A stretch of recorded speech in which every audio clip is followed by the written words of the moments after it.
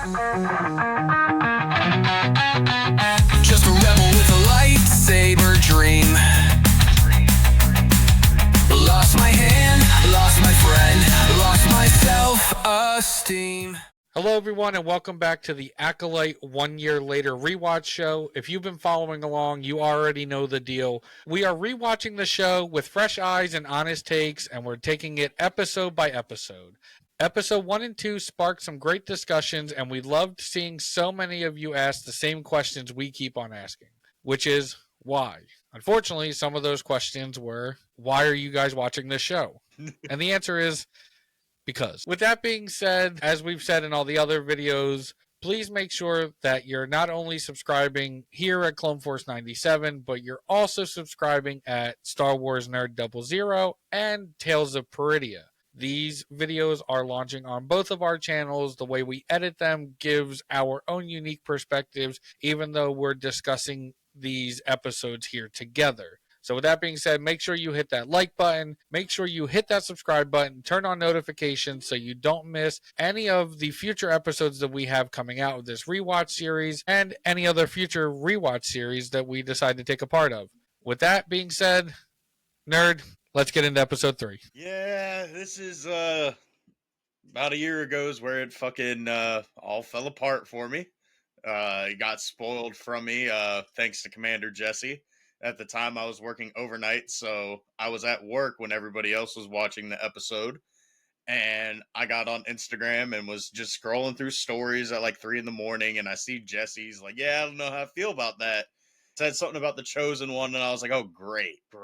Wonder what the fuck these guys did. And then I watched it, and yeah, it was not good. Definitely didn't like what they did. I mean, I already think that May and Osha's backstory, well, mainly Osha's, because we don't really know much about May's until this episode, really. But, Osha's backstory has already been way too close to Anakin. And, just the entirety of the events that basically surround this and episode 7. Essentially, to me, even now, after rewatching it, it just feels like a soft reboot of The Phantom Menace. And even a year later, with all this knowledge, it just seems a bit too close to The Phantom Menace. I mean, we already got that argument of the sequels being, well, mainly episode 7 being A New Hope, just redone. And I can kind of see that, and that might also be influencing why I see it as a reboot of The Phantom Menace, but I just do.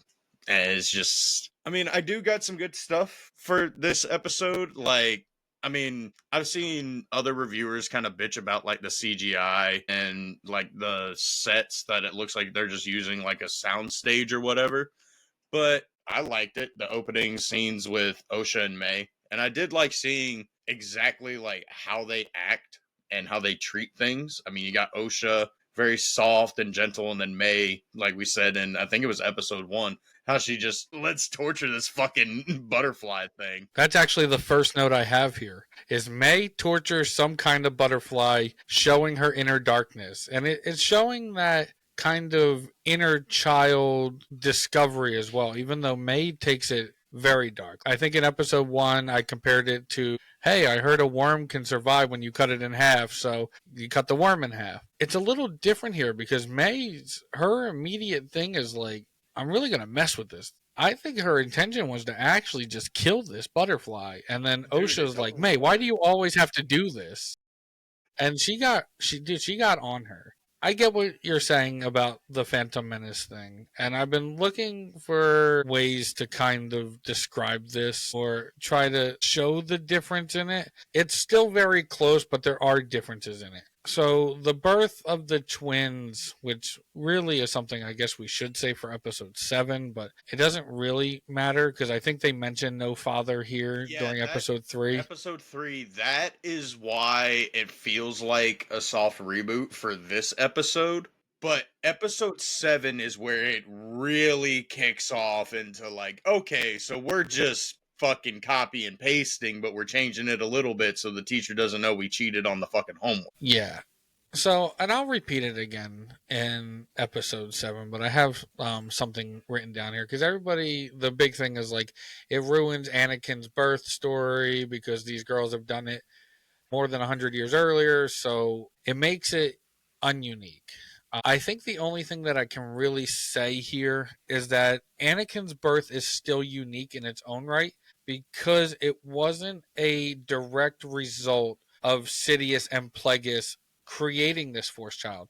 Anakin's birth is the Force pushing back against Plagueis and Sidious for manipulating the Force, as well as trying to shift the balance too much to the dark. I think I compared the creation of the twins, even though they do have this arc that they're always one but born is two, which we hear that song in this episode, and please make it stop.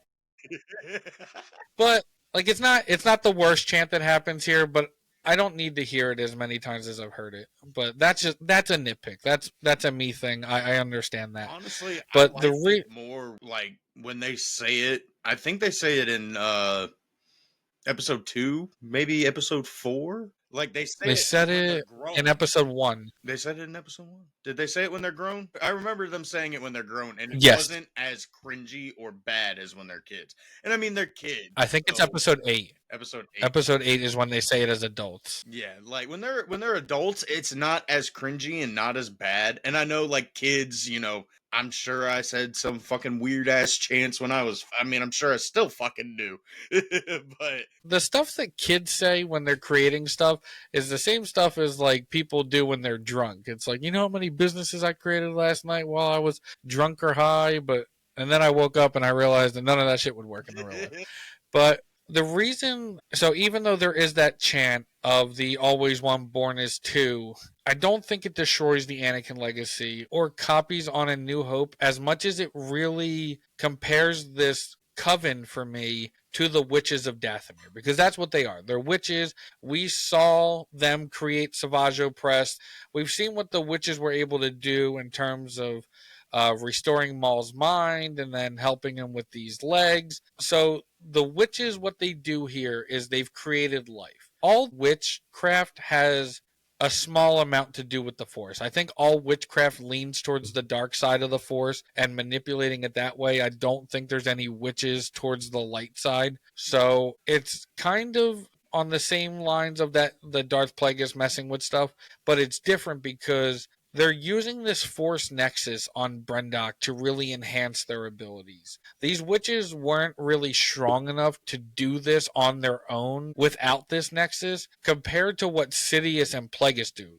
Plagueis and Sidious are literally strong enough in the Force that the Force recognizes it and says no and pushes back, gives birth to Anakin, and they find out about this child with no father 9 years after this experiment between the two. I do think that this experiment between the twins does influence Plagueis' learning. And he is Darth Plagueis the Wise. He isn't Darth Plagueis the Know-It-All. He hunts for all this knowledge, and he's found Sith knowledge over time, and even talks about in the novel information lost due to generations of infighting or just information not passed down. I don't have an issue with Plagueis learning from these witches that, hey, I can manipulate the Force to do something different, but it's obviously going to take him almost 100 years to perfect it. So he learned something, he never truly figures it out, but it's what influences this learning pattern that we see that gets us to the Phantom Menace compared to actually diluting what we saw here. Like this, I don't think this dilutes it. I think it's slightly different, but it is close on the same thing, which is why there is the difference between the two stories for me. see, I looked at it with a different lens because you mentioned that they have kind of like a purple hue whenever they're doing their chant. I actually noticed it this time. I could see Plagueis working with these guys, but at the same time, I feel like he would mainly just kind of, go search for Sith holocrons and try to figure it out this way. His main experiment wasn't trying to create life; it was just to extend his. And Yep. I wrote a lore video coming out soon. Shameless plug about the exact moment when the Force tipped to the dark side. because it's about 42 BBY. I'm a little iffy on when this exactly happens because I just kind of, skimmed to the part where it actually talked about it in the book and wrote the lore video around that. But it said like Plagueis and Palpatine rediscovered something of old or discovered something new didn't matter. What mattered is that 10 years ago they were able to fully give in to the dark side of the Force, combine their two entities into one singular sovereignty, and basically forced the Force to tip to the dark side. And it was like a deity had been shoved from its throne and just Yeah. completely darkness, which is probably why they didn't sense Anakin, because 10 years later, obviously 42 BBY, fucking 32 BBY. Fucking they talk about then goes on to say that Plagueis kept fucking with Venomius and just kept letting him die and come back to life and die and come back to life until literally his organs just gave out. Yep. And Yeah, we talked about that a little bit last week. The other thing I have for that as well is that the Chosen One prophecy is about balance. It's not the uniqueness of his birth. The prophecy states that the Chosen One will bring balance to the Force. Chosen One born of no father. But I have seen arguments that the Chosen One title, since it's been around for ages, literally it could be each era's Chosen One. I mean, Anakin Yep. was obviously the prequel eras and the original trilogy's fucking Chosen One. Evan was technically the Old Republic's Anakin. He was their Chosen One. I mean, Well, he was the light turned to the dark, turned back to the light, and then chose the dark. Is that how that worked for him? And I had that right? I've read the Revan novel, but it's kind of weird because it picks up after Knights of the Old Republic, and I've yet to finish Knights of the Old Republic. But I I need the remake to come out. Like, there's a lot of people who love the nostalgia and all those old, like 8-bit games or 64-bit games or whatever. But I don't know. As much as I have fond memories with some games of that era for like Nintendo 64 or like GameCube and stuff, it's just nostalgia for me. I don't go back and play it. Like, there is almost like a 0.1% chance I ever play this game that Closet sent me. Like, it's cool, Nintendo 64, like it was a fun time in my life when I was a child, but I'm not going back to it. But yeah, what I was saying here though, and the of no father, that I guess that does kind of matter a little bit, but obviously these two are going to die before this happens. So what I have here is, while Anakin's force created birth certainly leans or lends weight to Qui-Gon Jinn's belief that he found the chosen one, it wasn't the sole factor. It was really that midichlorian count and Anakin's kind of eventual actions, especially winning the pod race, because he's still, as of this point, the only human ever to do it. yeah, So there was a lot of things that really lead into that. I think I don't disagree with anybody who still has the gripe. I just think that what they thought that they were doing when they added this show was enhancing why Anakin is or why Plagueis is. I really don't believe that they went out here with malicious intent to destroy an entire storyline.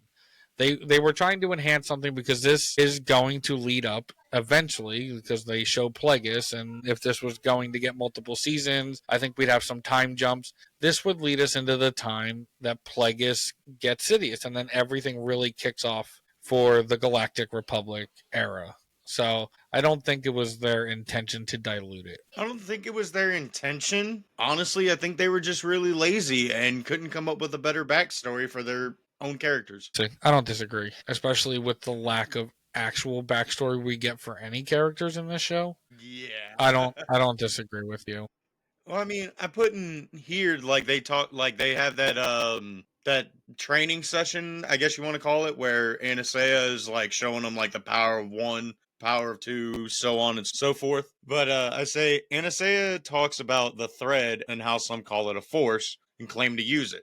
Obviously, talking about the Jedi and all that good shit. But if you pull the thread and everything changes, it ties you to your destiny and binds you to others. And then she goes to show the power of one, the two, and the girls will experience the power of many soon while demonstrating force pushes and blocks. Which I understand other factions would call it something else other than the force, obviously. But at what point is this magic? At what point is this the force or the thread or whatever the fuck they call it? Like, there's no clear indistinction of what is magic and what's the force. That is an issue, I think, in Star Wars in general, because what the witches are able to do, the witches of Dathomir, that is, they border the Force. And I think witchcraft is a dark side of the Force thing, which is why you see the witches continuously team up with the Sith. I have written here the thread is not as annoying as people think it is. I do believe that it was nitpicking. I feel like the beliefs of this coven mirror the same as the Path of the Open Hand or even the Nihil that succeeded, because it seems like they're anti the Force or the abuse of the Force,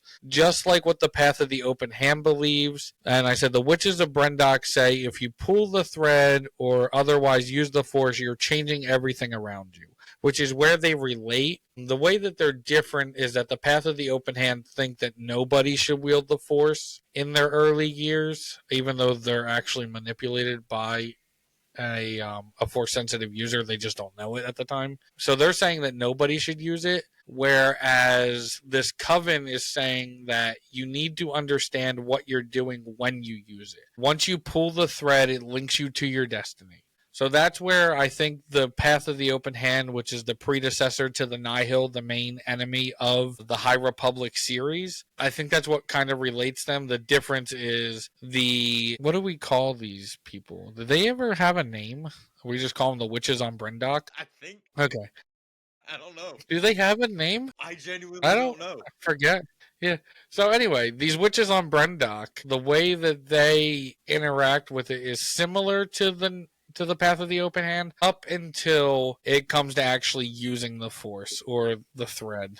I don't mean to cut you off, but it's literally just called. Well, according to Wikipedia, they're literally just called the Brendok Coven. That's it. Yeah, so I said the witches on Brendok say that if you pull the thread or otherwise use the Force, you're changing everything around you. Manipulating the Force is kind of like a butterfly effect.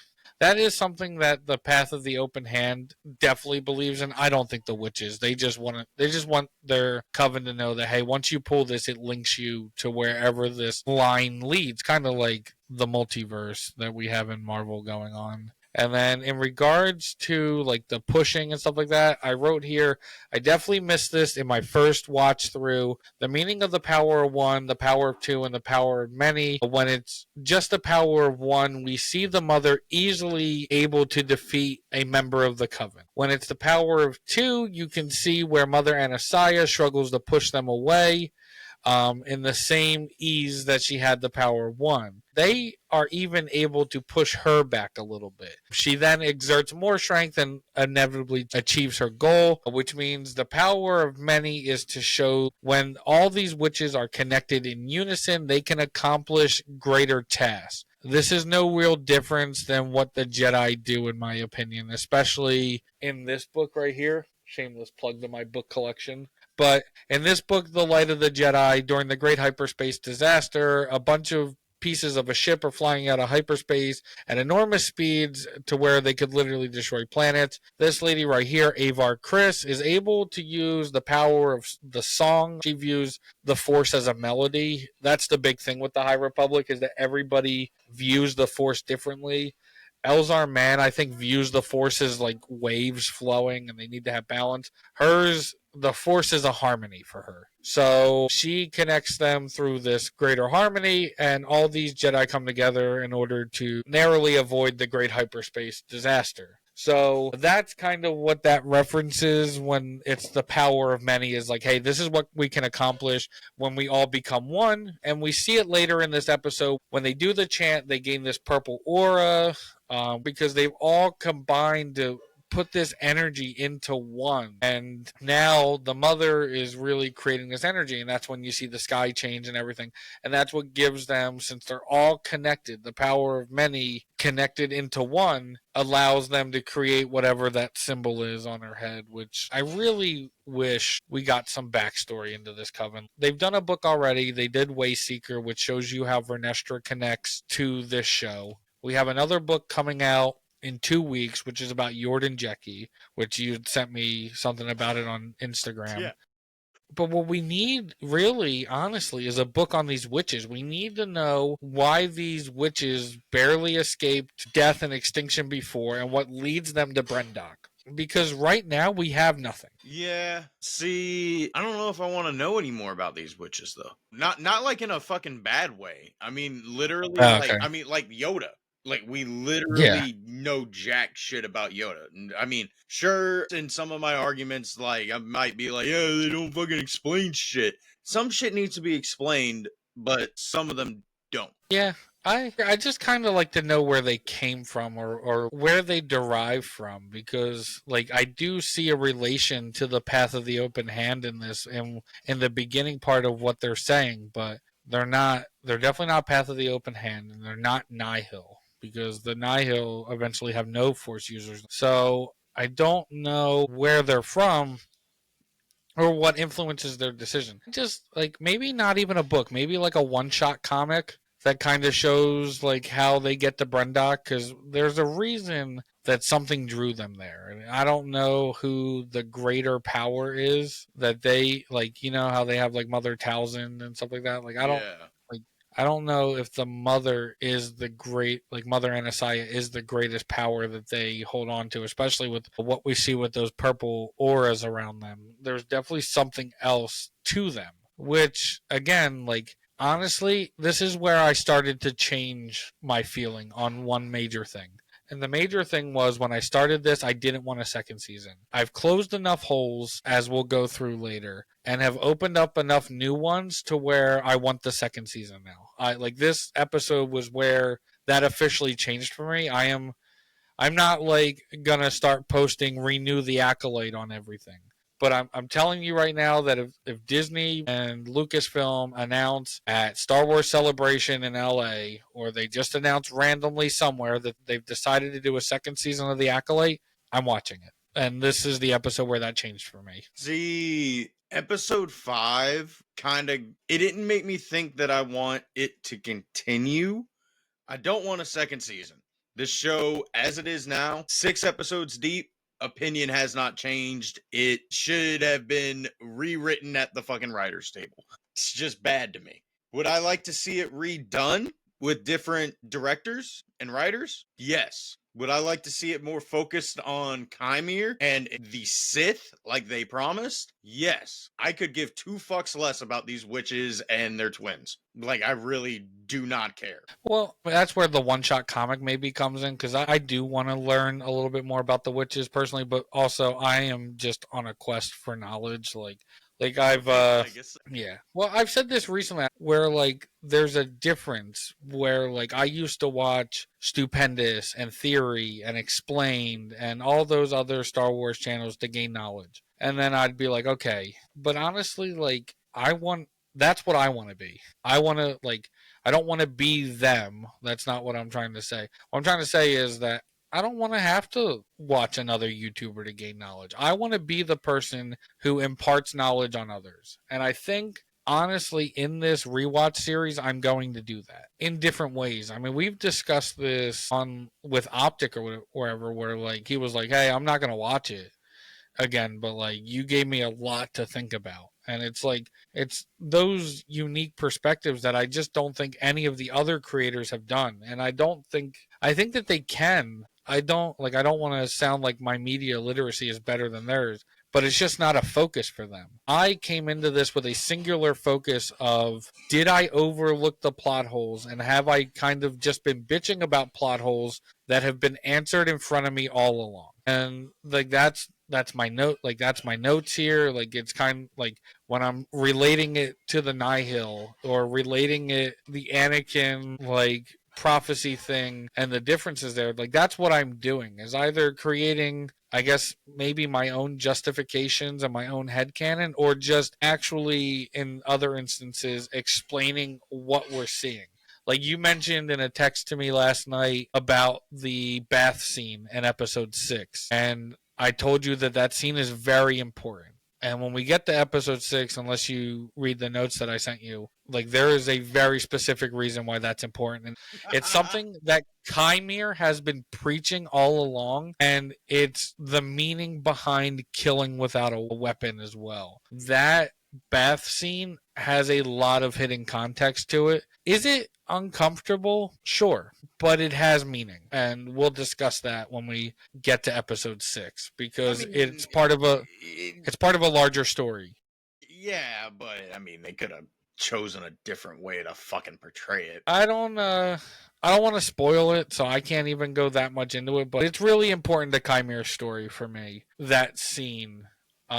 He's very relaxed though. It's how relaxed he is all the time is very weird in like a good way. So that's all I'll say about that for now. We'll get there when we get there. So the other thing I have here about using the power of one and the power of two stuff is so right after we go into this talk about the thread and the power of two, Mother Anasiah tests May and Osha. Osha immediately cowers behind May and really like backs off, where May accepts the brunt of this push. And I said instead of using the power of two like Osha and May should have against the mother, Osha shows the lack of confidence that really is going to hold her back throughout this entire series, where May has enough arrogance and confidence to protect Osha, who was cowering behind her. But I wonder if because they're two children created from the same person, if May already innately has the power of two.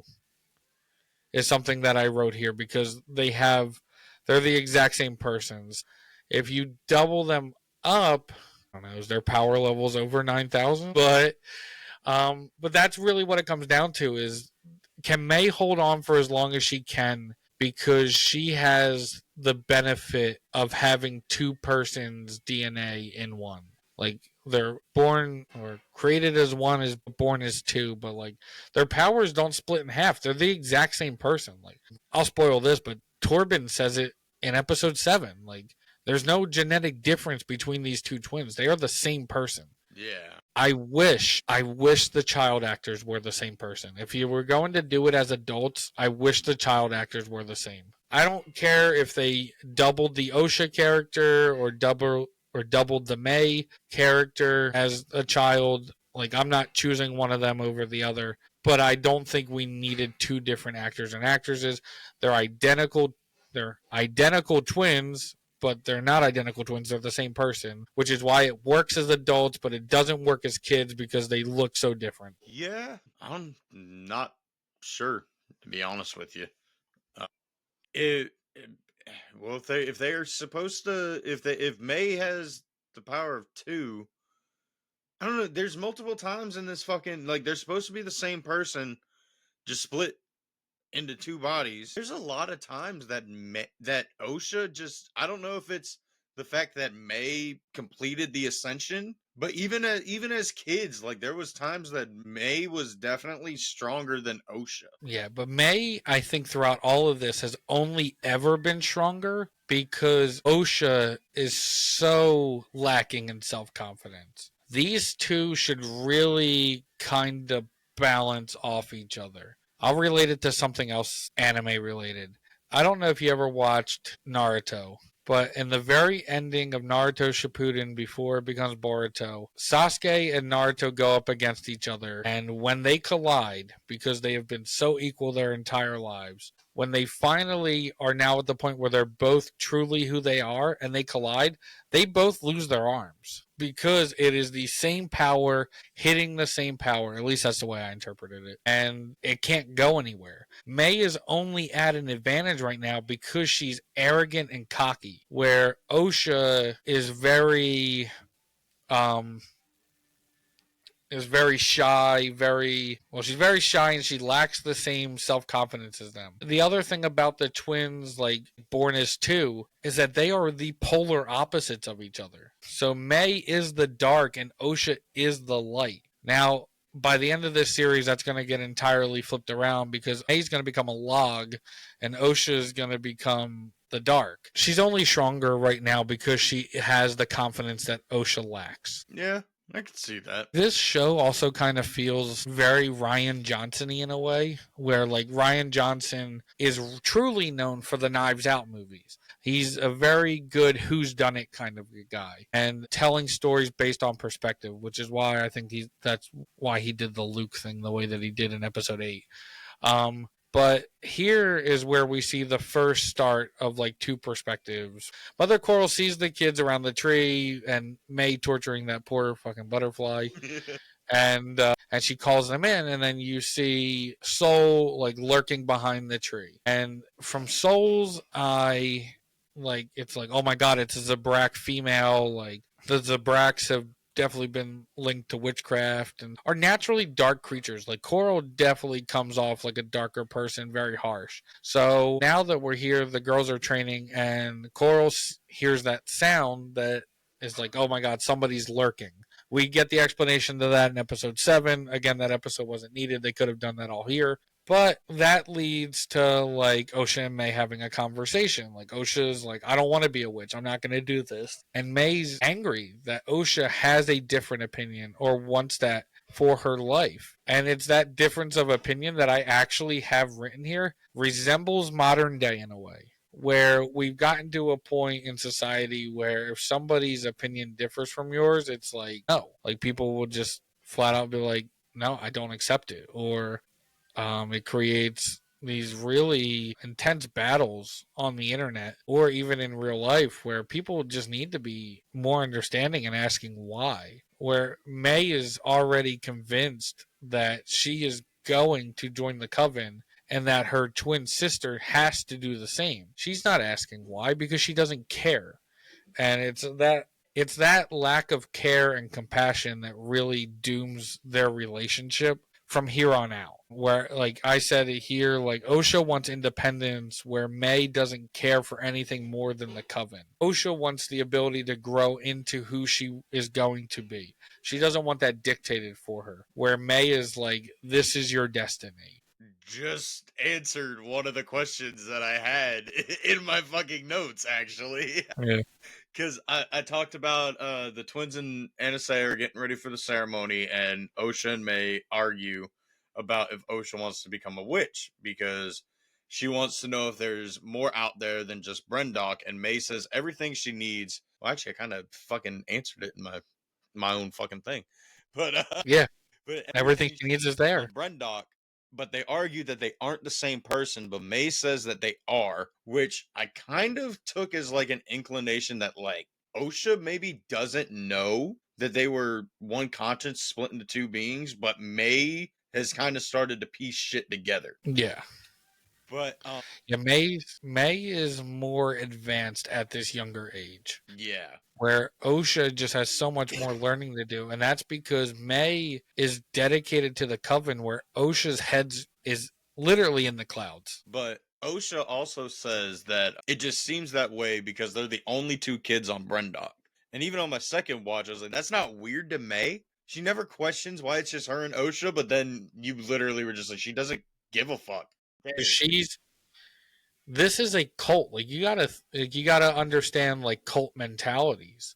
And at the end of the day, once you convince them, like it doesn't matter. Like, and we've seen so many documentaries of people falling into cults and not really understanding that they were in one and then getting out of it.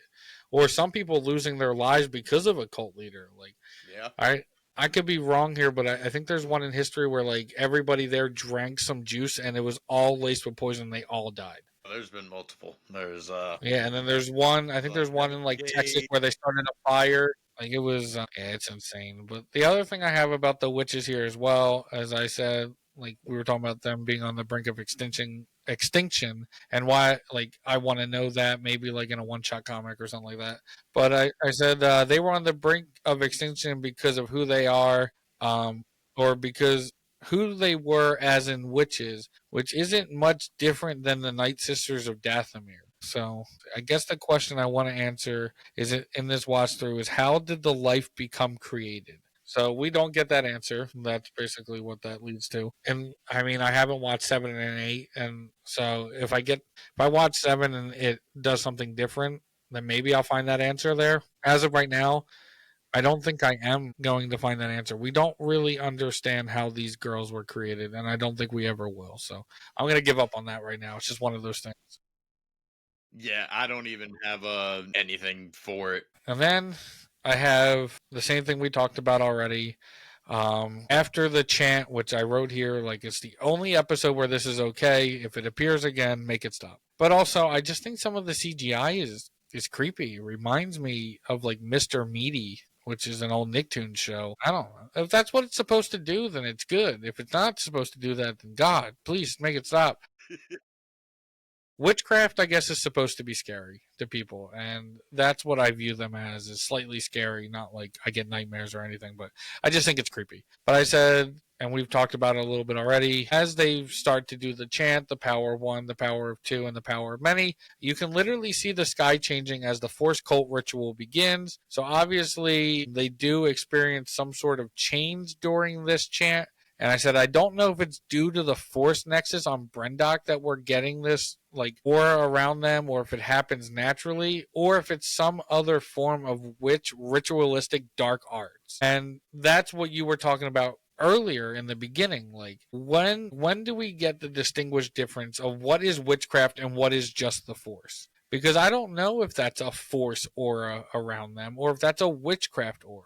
Or is it just one and the same? Like in Star Wars, is witchcraft just the dark side of the Force? Like many witches, the Dathomirian section leans towards the dark side, while never specifically siding entirely with Jedi or Sith. There are many different witch clans spread throughout the planet, but the Night Sisters get the lion's share of the focus. Okay, so yeah, it's dark side. Okay. I think it also just kind of, I think the aura depends on obviously like different covens and shit, because Dathomirians have green mist, like all Dathomirians have Yeah. that. And I know the Dathomirians were supposed to be these witches, which, praise Jesus, Dave Filoni, like, this is like the one thing that he was like, fuck no, you can't fucking do that. Because they went to him and was like, yo, we're using Night Sisters. And he was like, no, you're fucking not.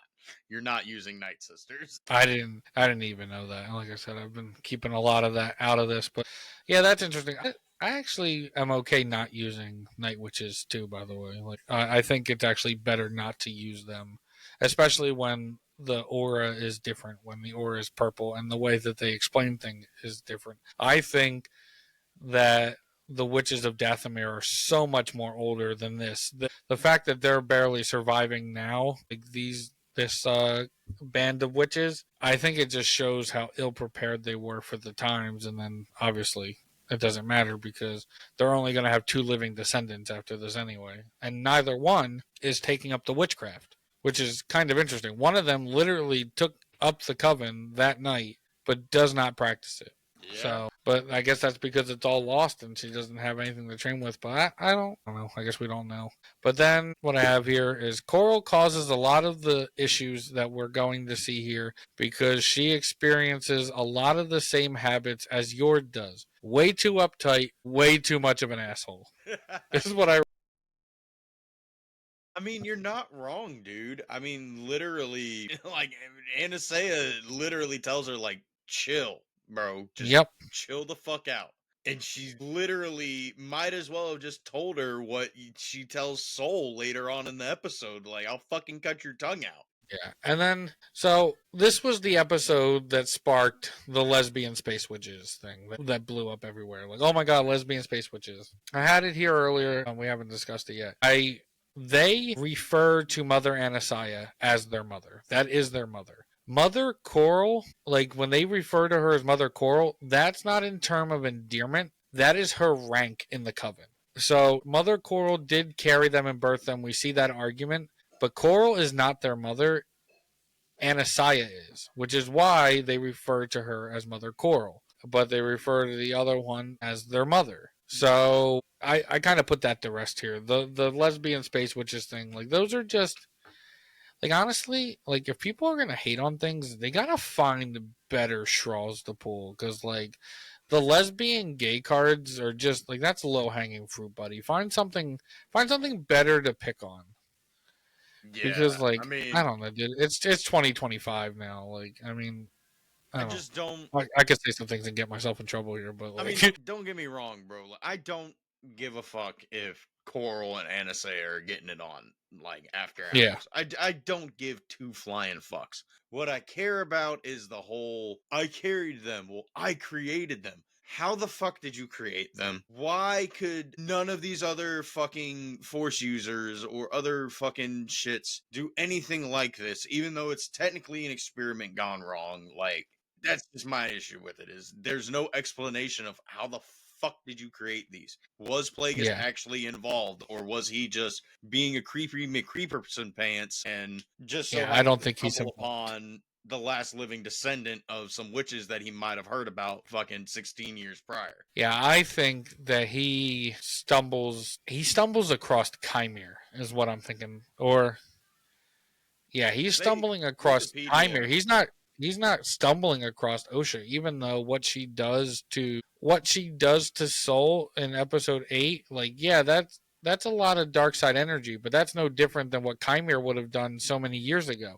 But also Yeah. Chimere showed a lot of dark side energy in episode 5. So, which I knew about that. I was actually talking to Jungle last night about it because he was in Denver and they were asking, Star Wars Explained was asking Manny Jacinto about it. And he was the one who was like, yeah, we had to cut this scene. And that's why it's making the rounds now, is because Manny Jacinto was like, yeah, I took this Jedi's head and I just started bashing it into a skull or bashing it into a rock repeatedly and destroying his skull. But then they were like, yeah, it's a little brutal. We have to tone it down. It's like, What we need. could you imagine? Dude, please let that scene be with Yord. Let that be the original death Oh, scene I for think Yord. it was. I think that was yours original death.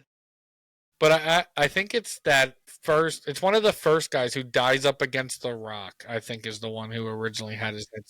But like, be Yord. Sorry, Yord. Like your Sorry, character bro. did a great. He's coming to You're Ocala Comic Con. I'll ask him. yeah. Whoever your actor's name is, like you did such a good job of making me hate this character. Like your acting for this was 10 out of 10. Yeah, I think Your his Star name's like Wars Paul knowledge Burns or something like not that. not so good. His Star Wars knowledge not so good. His acting pretty good. I mean, I say the same thing about Moses Ingram and Reva. Fucking hate the character. Fucking 10 out of 10 on her for making me hate that fucking character. Yeah, like Cyril's mom. Oh my god, dude. My I don't god, think I've ever hated why? anybody more in Star Wars than her. I got a lot to say about her in my fucking review, bro. Yeah. Yeah, that's a good one. And then so the Jedi show up here and they have this Immediately give a conversation. child a lightsaber.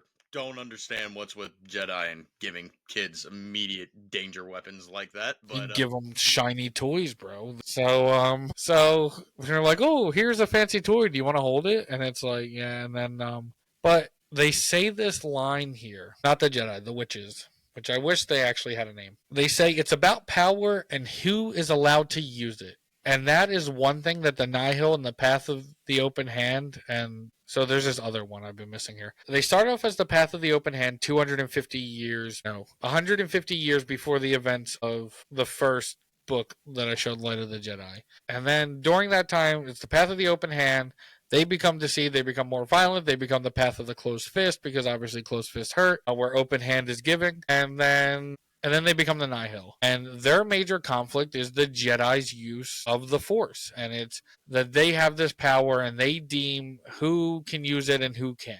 It's also the same thing that Chimere says. Like, what do I want? I want the ability to use my powers the way that I see fit. And then it kind of made me think in that moment, like, does he just crave murder or was murder just on the table that night? Like, if he just wants to wield his power, is it just wielding the power in the aggressive means? Like, or is it just wielding the power the way that he sees fit anyway? I think it's wielding power as he sees fit, like his own version of justified good, I guess. Yeah. But even in episode 5, like he straight up says, like, this is the Jedi's fault. I don't make the rules, you do. You say I can't exist. Therefore, she exposed me. Now you all have got to go. Yep. But he's actually the one who originates the attack. And we'll get to that in episode 5. So we'll discuss that more then. But it is this power dynamic where the Jedi have always seen themselves as high and mighty and they're very dogmatic in it. It's like we're allowed to use it because we do good on our own, like in our own minds, but we don't actually do good, which is kind of related to something else from what I know about legends or stuff created for that. Like the reason why Grievous is the way that he is because his people were the good guys for that thing, but the Jedi didn't agree with them. So the Jedi sided with the other people, and there was this giant conflict in a war, and then Grievous winds up taking arms, and that's why he really hates the Jedi's because the Jedi decided that even though his people were the ones, and I could be wrong here, but if like his people were the ones like beat down and oppressed, and then they're trying to rise up and say like, hey, we're not going to stand for this, but the Jedi are like, hey, we like when these people are in control. So they kind of do these things where the Jedi supersede powers when they seem fit, and they give help to those that deem fit, like kind of like we were talking about Revan, like where Revan takes on Mandalore the Great, and he puts on the Mandalorian helmet and he vows not to take it off until the war's done. But the Jedi don't agree with it. So it's just another one of those moments here that the witches are like, you'd rather us be dead than know that we exist. Yeah. I do kind of have a question about the High Republic Jedi because Yeah. obviously since we're talking about like the Jedi showing up, they I say may complete the ascension, but Osha hesitantly agrees to do it. But before they can do anything, the Jedi show up and someone says to hide the children, which makes no sense because according to my knowledge, you can just tell the Jedi no. But Indara says under Republic law and then gets cut off. In the High Republic, is it like actually a law that any like force wielding child has to be trained to be a Jedi or something? Like, can they not tell the Jedi no? Not that I've experienced. They haven't really touched on it. Their greater conflict is just with the Nihil at this time. But I think that is a Republic law, and that's the reason why the Jedi get so many Force sensitive children. Is that when the Jedi find the Force sensitive children, they have the right to check them, and that's probably gone on for more than just the High Republic. It was probably established during the Old Republic in either canon. So they've always kind of had the right, which is why remember at the end of Fallen Order where Cal Kestis has the holocron and he just destroys it. Yeah. He's giving those people a choice because he knows that like what the Jedi have done isn't good either. Like indoctrinating all these children. Like the Jedi are not good. They are a cult in their own right.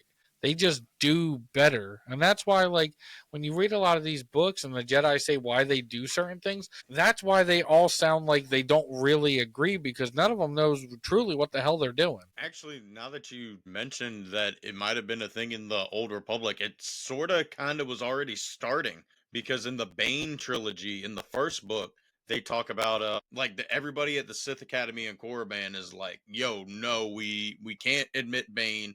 Fucker's way too old. Like he's gonna be a pain in the ass to train." And I forget the name of the Sith Lord, but he's like the main dude, and he's like, That "Batman is sounds like no better." Anakin. What? So that sounds like Anakin. Oh, he's too old. He can't be trained. Well, Bane is the Sithari, in my opinion, the Sith chosen one. So, but I Oh, think okay. that's a mantle that gets passed down to each generation because that's a different topic. But they literally say like, if we do that, we're no better than the Jedi because the Jedi keep going younger and younger to the point where they're going to be taking infants. It's like they're Yep. not taking infants yet, but they're getting to that point. And this is like 3,500 years after Revan and the Mandalorian War and all that shit. So, Yeah. That is probably what leads up to it. So yeah, you are right. They are probably on the right track. And yeah, we just see them take all these children. It's like, hey, if your child can do unique abilities, take them to the temple and they will be tested. And like they're able to test these children, and then they keep them, and they keep them away from their families. Where, like, when Leia asked Obi-Wan if he had a family, and he's like, I think I had a brother, but he was too young to remember who they were. Yeah.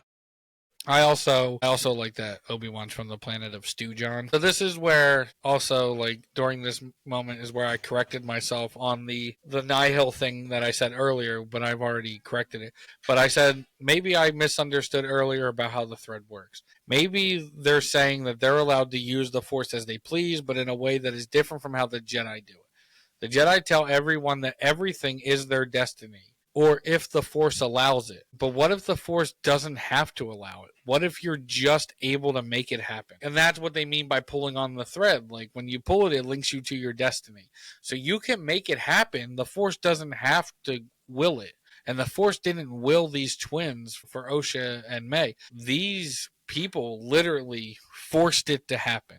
So that's what I had for that, to kind of go along with what I was talking about, like butterfly effects and different things earlier in the episode. But after that, that's where my notes end, because my last notes here, we've talked about it. We've already beat it so much like a dead horse that I don't even want to talk about it anymore. But in this episode is where the fire happens and people complain about the rocks being on fire, but then a lot of people refuse to add all the other inconsistencies of Star Wars.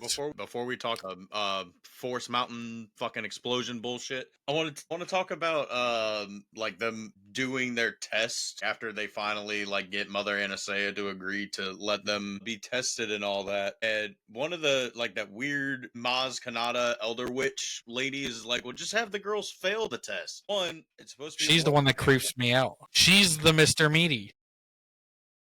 But it's supposed to be a blood sample, and you basically predict pictures on an iPad. How are you going to fail the blood test? First of all, like, that makes no fucking sense to me whatsoever. Two, I put it in here. Anastasia tells the girls to say what is the opposite of what's in their heart, and that'll fool the Jedi.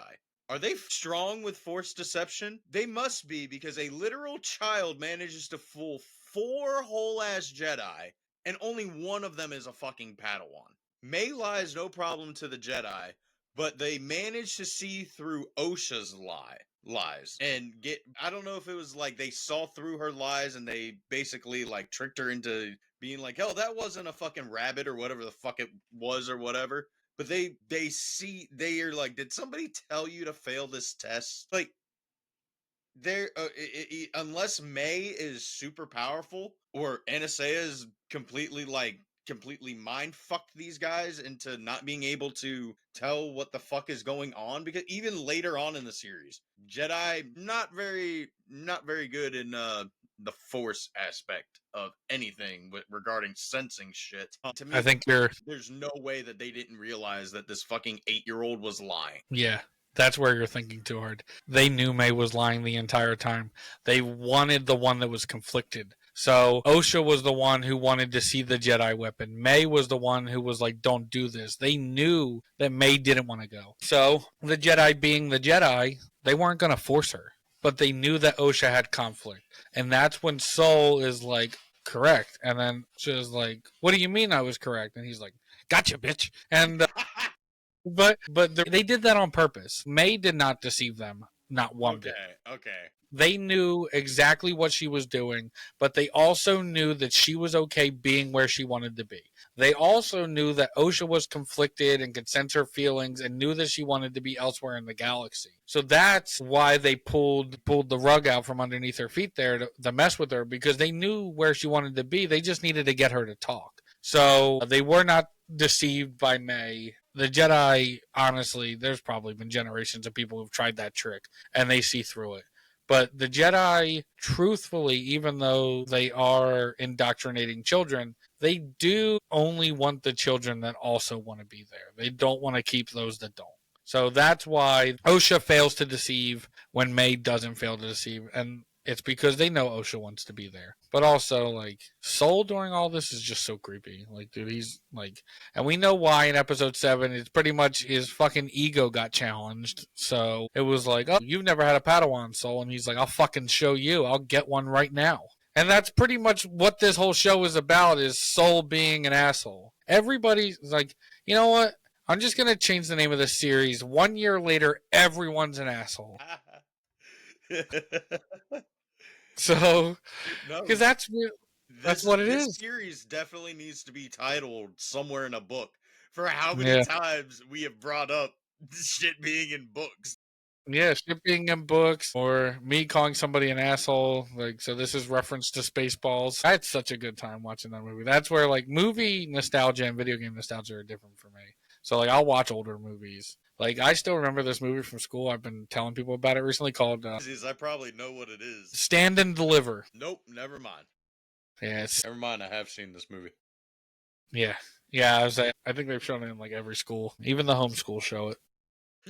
Yeah, so they see through her deception pretty easily, and they want Soul just really wants a Padawan, is what that comes down to, and that's why that happens during the test. And then they go back, and then obviously we get the fight. That's where my notes end early, is because I've already like in my head had already explained that part to myself, and then just got to where we are, where the rock is on fire, and the rock is on fire because, and that's it. See, I didn't even talk about like the stone and the electrical grid like catching fire. I put here OSHA goes to pack her things and May gets pissed again, says that she'll stop OSHA from leaving and locks her sister in a room and sets the fucking mountain on fire. Say what you will about that. That's the first decision that this bitch makes. Yep, is I'm gonna kill you. If I can't have you, nobody can. May is just a deranged person, and like I think she wanted to start the fire to try to convince OSHA maybe not to, but then it spreads because it does, and then she gets scared. May was just as scared during this whole event as OSHA was. It was just she let her anger get the better of her when she started the fire. Yeah. I mean, I've made some pretty bad decisions in my life, but I don't think that I've ever set my house on fire because my sister pissed me off. You have anything else that was maybe confusing you that like I can try to interpret, or anything else to add for this episode? Well, I mean, it kind of gets answered in episode 7, and you kind of already said it. Fucking Soul's ego practically gets fucking questioned and rocked and shook. But I talked about how he breaks the news to OSHA, tells her that they can't go back, nothing is there, that she can train as his Padawan. And I'm a bit confused as if this dude is a knight, a Padawan, a master, because No, he's a master. he's a master, but he's never had a fucking Padawan. That makes no fucking sense. The whole reason why they wanted to give Anakin a Padawan was to show him the fucking loss of attachment so he could become a master. They don't do a good job of like aging him forward either, because like Indar is clearly a master, but I forget what they said in episode 7, but I think they say why he's never had a Padawan, and I think it's just because he's an idiot. Either that or he's too fucking attached and too emotional and shit. Yeah. Get He's the fucking- definitely strong. Like he's such a strong character in the Force, but he's so strong in both sides of the Force because he feels so deeply all the time. He should have Yeah. never been a Jedi. They should have kicked his ass off the Jedi Order. Yeah. It is what it is.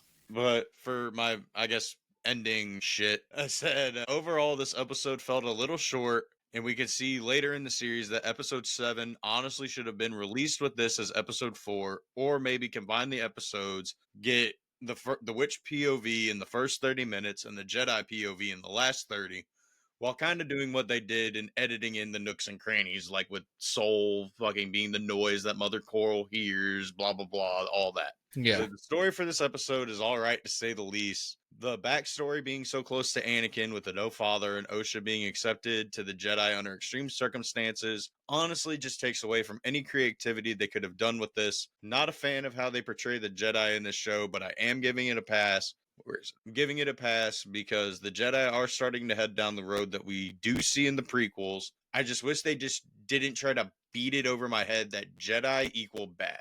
That is a literal fucking argument that is made in this episode between OSHA and May. Overall, were you laughing or were you about The Jedi are bad because this show is told from that point of view.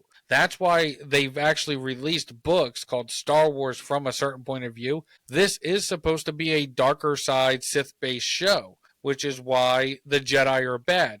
That's why in the book of Boba Fett looks good. Is not because he's actually good, it's because it's the point of view of the show that makes it good.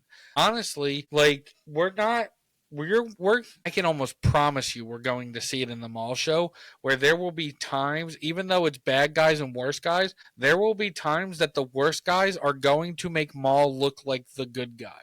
And it's just the point of view of the show. So that's why the Jedi are bad, because their way of living contradicts with the way of living of these witches. That's why the Jedi equal bad for this, and that's why bad always equals red.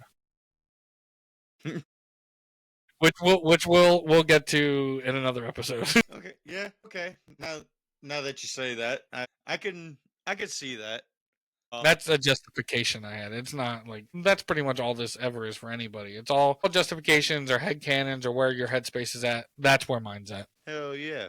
But I said, honestly, I can't give this episode more than like a 3.5. Said it last year, and I'm sure I'll say it more in episode 7, and I'll continue to say it. It just feels like they tried to do a soft reboot of The Phantom Menace. Sure, there were some interesting things that I noticed in here, like the purple hue when the witches do the ascension ceremony, and some more foreshadowing of the twins being one conscious split into two people. Other than that, 3 episodes in, I'm not a fan of the show. None of the music has stood out to me. Hopefully, the next episodes will give me some answers to my questions. That's not bad at all. I think you'll get some answers, whether those answers are from the show or whether those answers are from my own headcanon as well. And then and then same thing, and that's why we're doing this, is like you come up with points that I don't see, and I come up with points that maybe you don't see.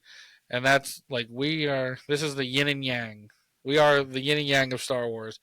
Where you give it a 3, I'll probably go on the opposite side of the spectrum. So you're 3.5. I think I'm close to it, like a 6.5 on this one. I thought it was okay. I think I was excited. This was, like I said, this was really the turning point for me where I started finding different things and answers to stuff that I wanted from before. And so I am a little more lenient on it. I'll give this one a 6.5. Maybe truly deserves a 6, but I'm giving it a half. Yeah, I think, like I said, episode 5, I think, is where my major shift is from not wanting it to be renewed to, yeah, I still don't want it to be renewed. Fuck no, I don't want to see a season 2 of this. But if they were to redo it, and whatever the fuck season 2 was supposed to be with Plagueis and Chimere and Palpatine down the line, that's the fucking show. No OSHA, no May, no none of that bullshit. I'm here for it. I'd rather it be the Chimere show. I mean, he steals everything. He's the best part of this show. See, I think the continuation of the story was going to go that way, where it was actually the Chimere and OSHA thing, and then